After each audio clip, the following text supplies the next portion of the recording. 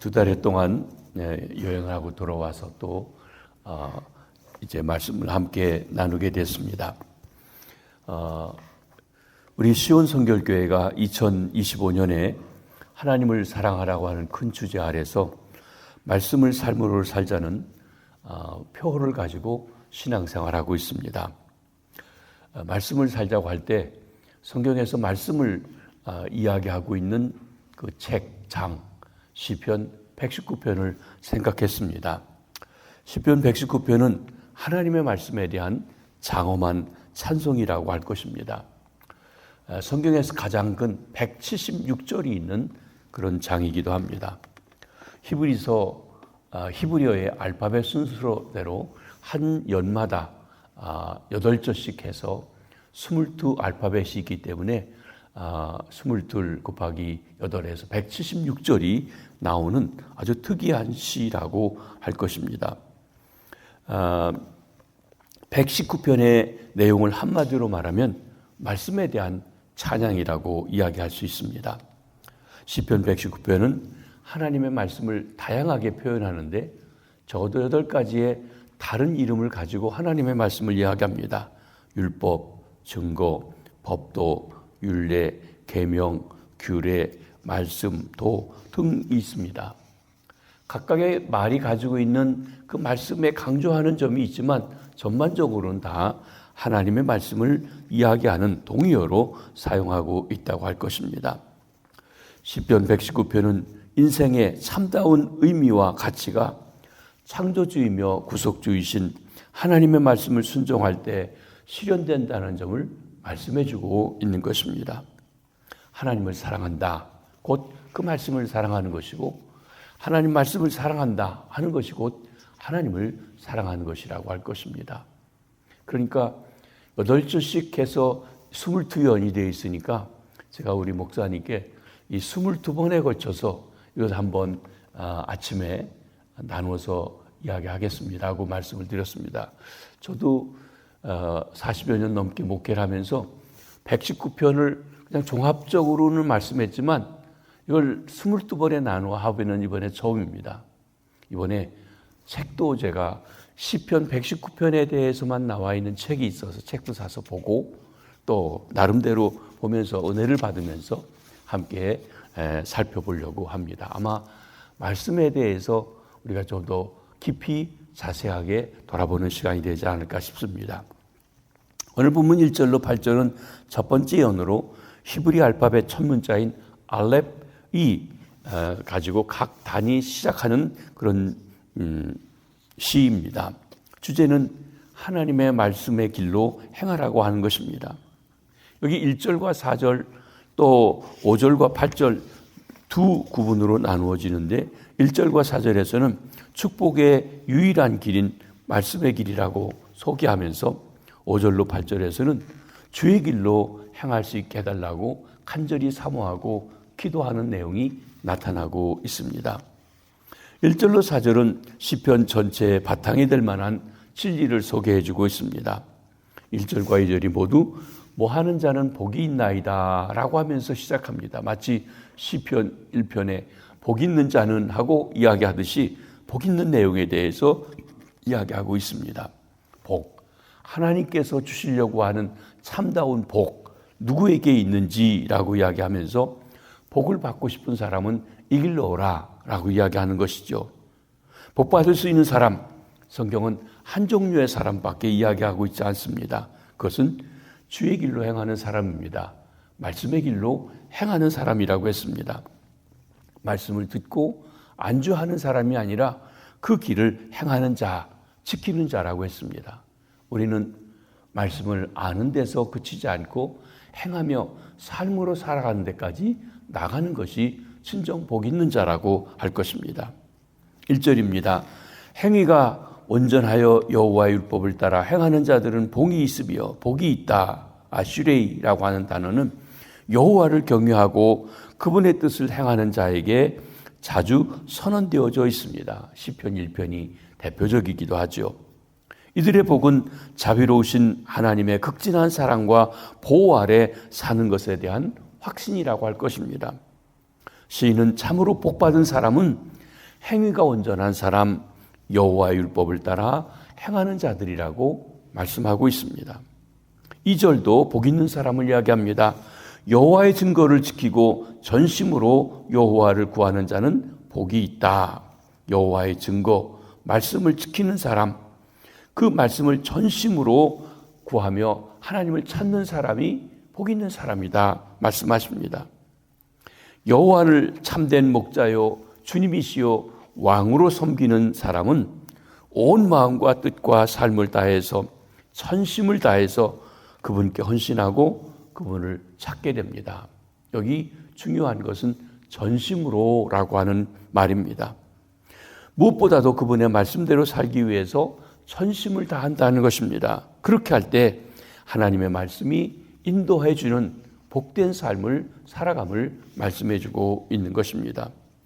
하지만 시편 119편을 지은 시인이 살아가고 있는 상황은 하나님과 그분의 말씀에 헌신한 사람들이 하나님을 무시하는 사람들에 의해서 멸시받고 조롱받고 있는 그런 사회입니다. 그렇기 때문에 1절과 2절에 걸친 두 번의 복이 있도다라고 하는 선언은 현실을 초월해서 하나님에 대한 신실한 믿음이 있는 고백이고 또 그것이 진리라고 하는 것을 말씀해 주고 있는 것입니다.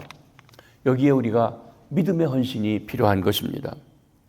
또 온전히 주님을 섬긴다, 온전히라고 하는 말을 사용하고 있는데 삶의 방향이나 행위에 있어서 일관성이 있고 흠이 없음을 말해주는 이야기입니다. 구약성에 보면 노아가 하나님 앞에 온전히 행했다, 욥이 하나님 앞에 온전히 행했다 말씀합니다. 그러나 그들이 전혀 하나님과 동등하고 험이 없다는 그런 말은 아닙니다. 그들의 삶이 하나님께 대해서 일관성이 있게 살아왔음을 말씀해 주는 그런 일이라고 할 것입니다. 여기 오늘 본문에서 보면 여호와의 말씀을 가리키는 단어로 율법과 증거라고 하는 말을 이야기합니다. 율법.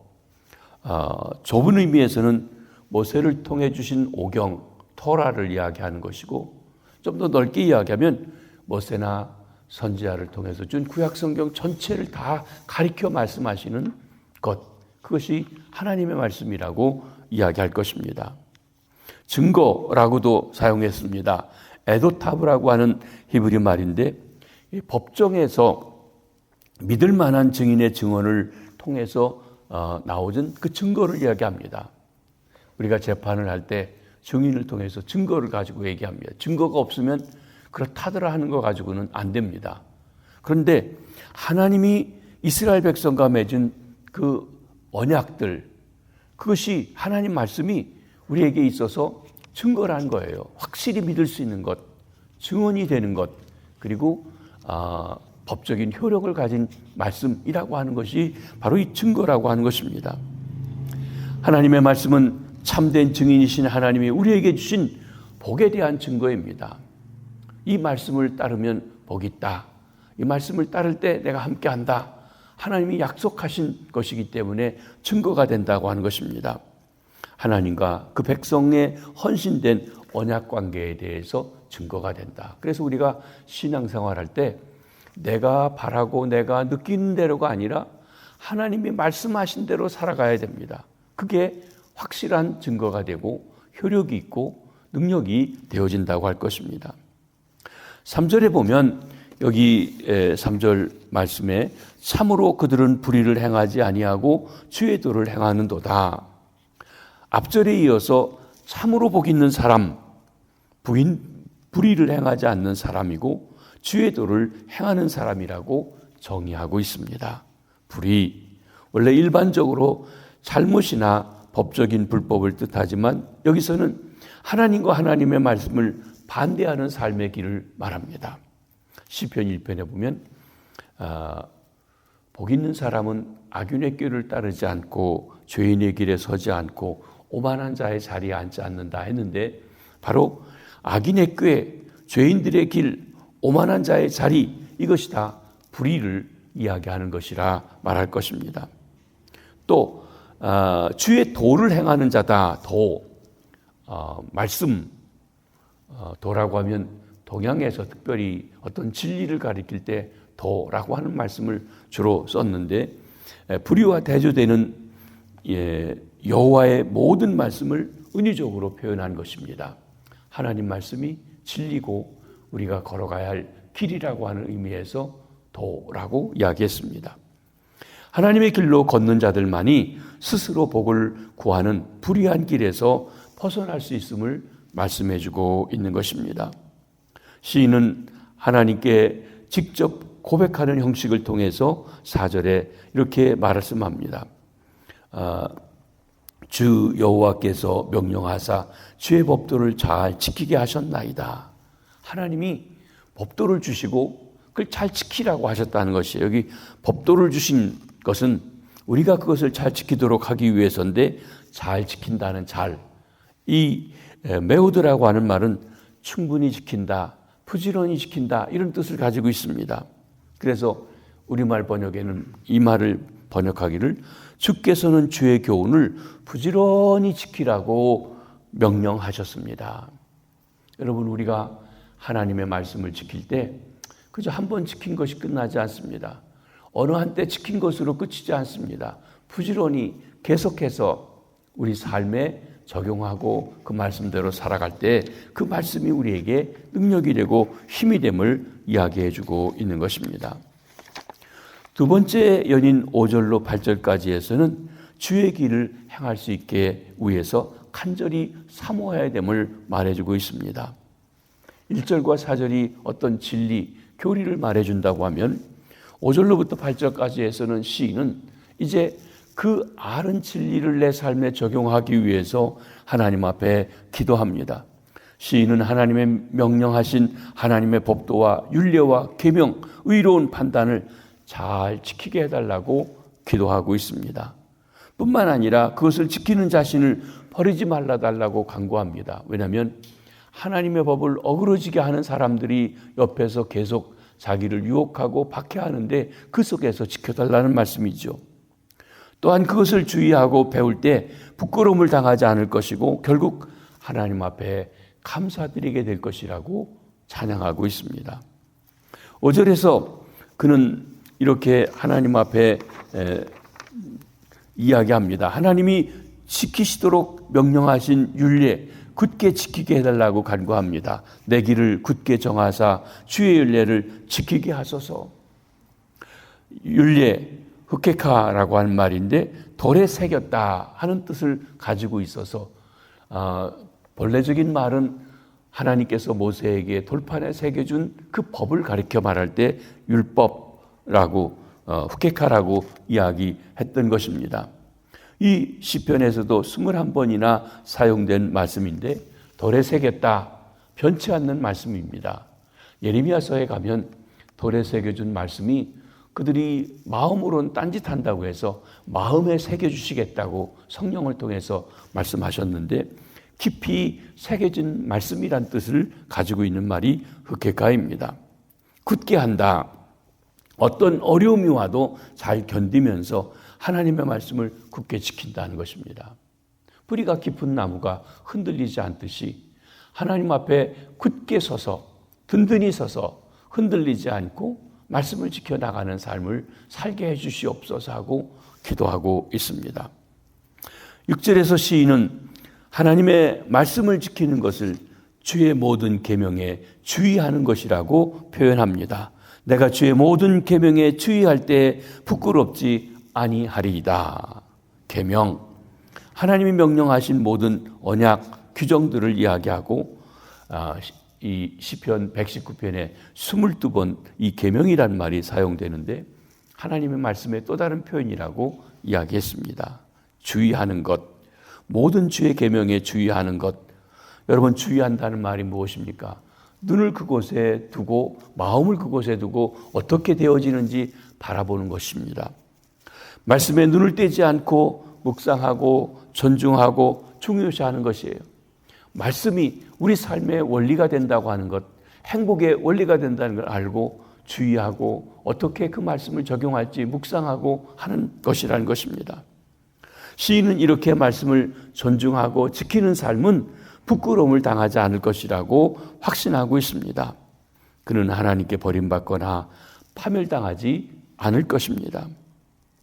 나가서 7절에 보면 내가 주의 의로운 판단을 배울 때에는 정직한 마음으로 주께 감사하리이다 하고 이야기했습니다.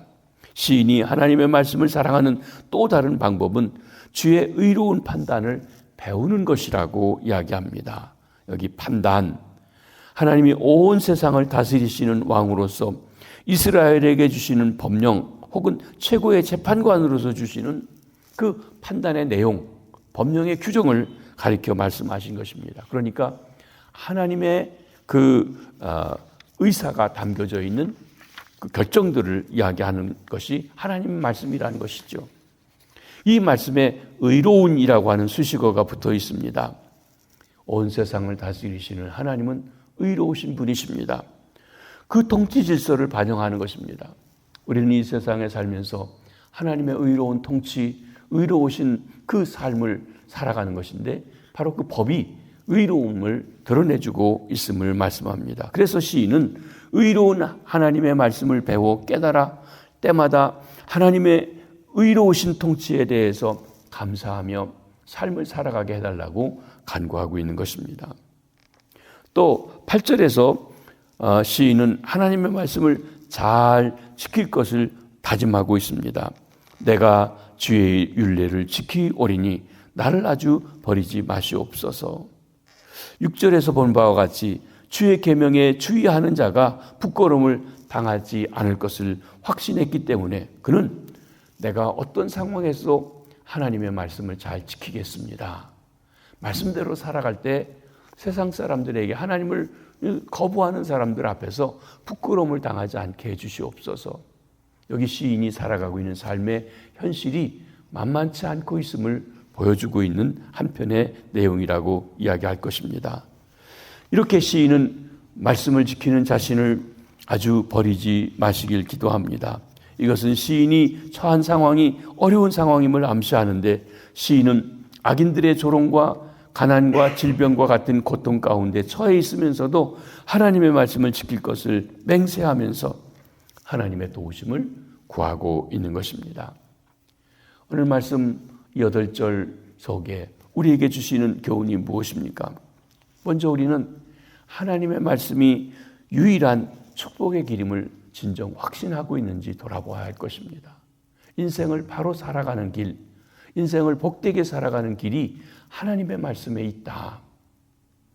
세상에서 여러 가지 추구하지만 진정 하나님의 말씀만이 참으로 우리에게 행복한 삶을 줄 수 있는 길이다. 그에 대한 확신이 있을 때 우리가 그 말씀에 헌신하고 말씀을 살아갈 수 있다고 하는 것이지요. 또 4절의 말씀처럼 주님께서 우리에게 주의 법도를 주시고 부지런히 성실하게 지키라고 명령하셨음도 확신해야 됩니다. 하나님은 그냥 법을 주시고 그냥 알아서 해라가 아니라 전심을 가지고 그 말씀을 지켜라. 신명기에 보면 마음을 다하고 뜻을 다하고 목숨을 걸고 생명을 다해서 주님을 사랑하되 그 말씀을 지켜나가라고 말씀하고 있는 것입니다. 우리 사회는 하나님이 온 우주 만물을 다스리지만 아직 뜻이 하늘에서 이룬 것처럼 땅에서 이루어지지 않았기에 악을 행하는 사람들, 하나님을 조롱하는 사람들이 우리 주변에 많이 있습니다. 또 교회들도 교회 사명을 해나가다가 어떤 때는 나태해지고 태만해지고 또 적당히 흐르는 그런 안일 속에 빠져가고 있습니다. 그 속에서 우리는 기도하고 다짐해야 됩니다. 뭐라고요? 내 길을 굳게 정하사 주여 율례를 지키게 하여 주시옵소서 하고 말입니다. 그렇습니다. 내 길을 굳게 정하사 주의 율례를 지키게 하옵소서. 내가 주의 율례를 성실히 지킬 수 있도록 내 길을 단단하게 해주시고 흔들리는 일 없게 해주시고 말씀을 잘 지켜 살아갈 수 있게 해주시옵소서. 이것이 우리 기도가 되어야 한다고 말씀하십니다. 하나님의 은혜와 자비하심에 우리 자신을 맡기고 내 마음을 움직여 주셔서 전심으로 주님을 따르겠다고 하신 그런 헌신이 우리에게 우러나오고 또 하나님 앞에 기도하며 말씀을 살아가는 저와 여러분 우리 시온교회 성도님들 되시길 주의 이름으로 축복합니다. 기도하겠습니다. 주님, 주님의 말씀이 복이 있는 길이고 축복의 길임을 다시 한번 깨우쳐 주시니 감사합니다. 그러기에 주님, 주의 법도를 부지런히 지키라고 하신 주의 명령을 따라 우리가 말씀을 묵상하고 듣고 배우고 그 말씀을 적용하여 날마다 말씀대로 살게 해주시옵소서. 악한 사람들이 판을 치고 우리를 넘어뜨리려고 유혹한다 할지라도 주님, 내 길을 굳게 정하사 주의 은혜를 지킬 수 있도록 주님께서 인도해 주시고 붙잡아 주시고 역사해 주시옵소서. 그리고 하나님 앞에 감사, 찬송, 영광 돌리는 복된 삶이 되도록 하여 주시옵소서. 새로운 주간, 새로운 하루를 시작합니다. 주님, 오늘도 주님 말씀 안에서 주님과 함께 우리 삶의 터전에서 주님을 드러내며 의로운 삶을 살아가는 주의 백성들 되게 도와주시옵소서. 일터로 나가는 이들, 학교에 가는 이들, 가정에 있는 이들, 사회 속에 살아가는 이들, 하나님의 자녀로 말씀을 가진 자로 승리하는 삶 살아갈 수 있게 도와주시옵소서. 어려움을 겪은 이들을 위로해 주시기 원합니다. 사랑하는 아내를, 어머니를 먼저 보낸 유족들을 위로해 주시고 장래의 모든 절차를 아름답게 해 주시며 하나님 나를 바라보며 소망을 가지고 살아가는 우리들 새로운 위로와 힘이 넘치게 하여 주시옵소서.